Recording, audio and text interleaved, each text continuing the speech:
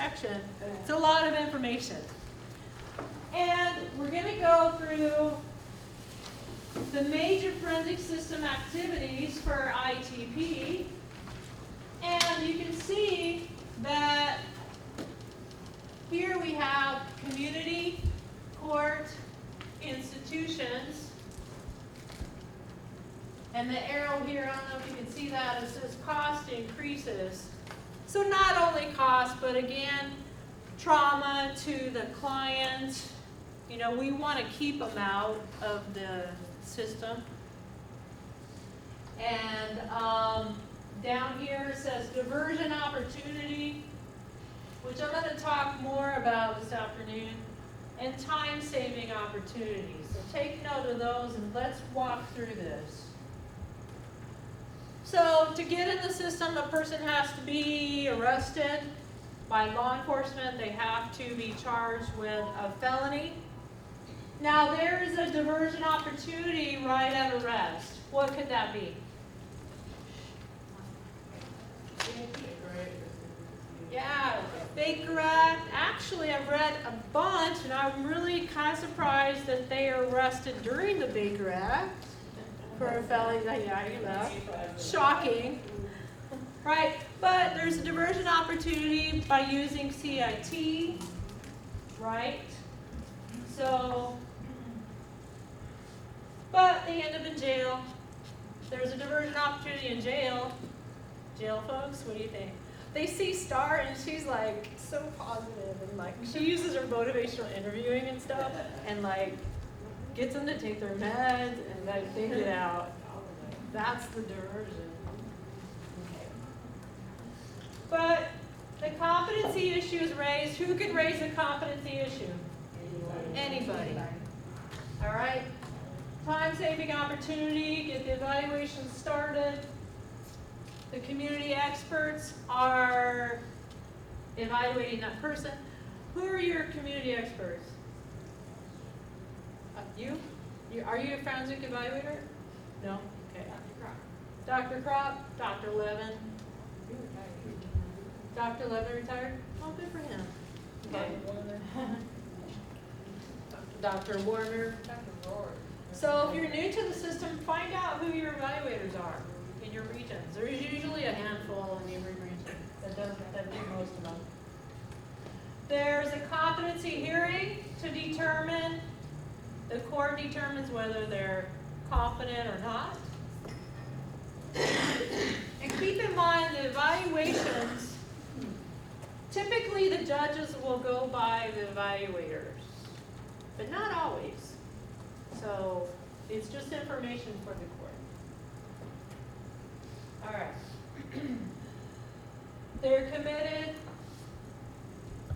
to the state hospital, or they are, so 5, you see, they can be committed to the state hospital, and these are institutions, or they can be conditional release to the community or have competency in the jail. So what is the criteria for commitment to state hospital? It's a mini quiz. Danger to self Can't be on their own. and others, they can't survive alone without. Huh? Supervision. Yeah, supervision. What else? Danger to self and others. What else? Other alternatives have deemed to be appropriate. Huh?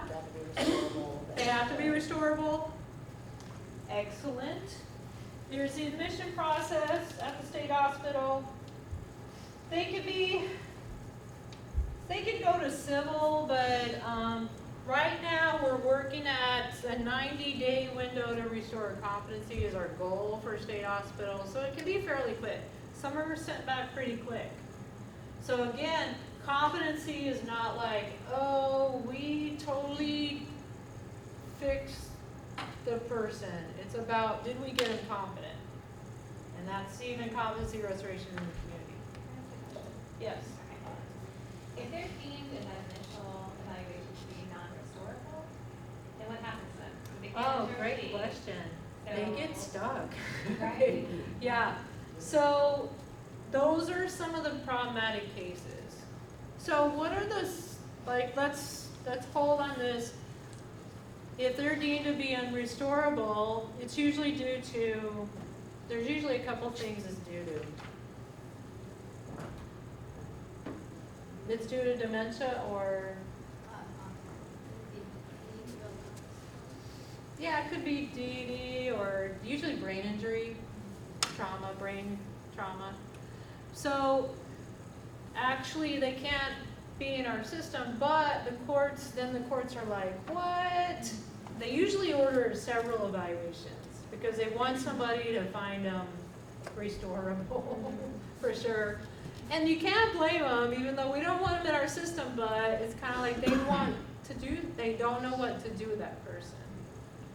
So yeah, they kind of get stuck. Depends on your provider and their view, like you can help out. You know, I think it's in the best interest to help out, to try to. Like sometimes we'll find nursing homes that will take them, you know. I think the courts just want solutions. But yeah, so basically they kind of get stuck. All right, so back to this. Forensic institutions, there's the assessment process, discharge decision, the court's notified, the hearing date and transport order, they're transported back to the jail, there's a competency hearing. Let me just say something.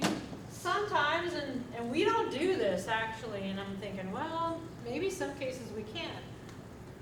Sometimes, if they're at the state hospital, they can actually, if they're doing well, you might be able to conditionally release them to the community. Or give them directly, you know. We want to bypass the jail too.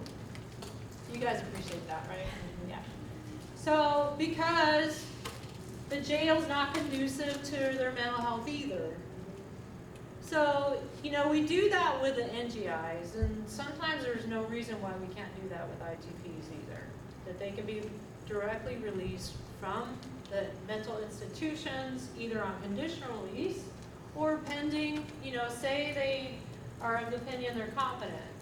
They can be released from the hospital and given a court hearing date. The court has to agree to all of it. But these are kind of out of the box thinking about decriminalizing and deinstitutionalizing folks is getting them out. But typically, right now, they go back to the jail. There's a competency hearing. They're either found competent or they're found incompetent again because maybe they don't agree with the opinion of the state hospital. Or sometimes the person gets into the jail and time goes by and they don't take their meds. They're found incompetent again. There are several reasons. And then they can go back through this cycle. They're committed again to the state hospital. Or, if they're found competent, there's a disposition of the charges. Now, we did some research on folks that went to state hospitals incompetent, came back as competent, and we found a lot of them, I think about 30%, which is not a lot, but kind of, they were found competent and released within 1 week with no conditions. Yeah, so it kind of was interesting because we were, you know, we didn't go further to like were they connected to treatment, but that's quick. So it gave us, you know, one of the things that we looked at is like, is a state hospital starting benefits, which they should be, even on ITPs, because that's quick. And we, you know, so it's not a long process, which is great, but not if they're not connected with treatment. All right. Disposition of charges, they could be, there's a lot of things that can happen. Time served, no conditions.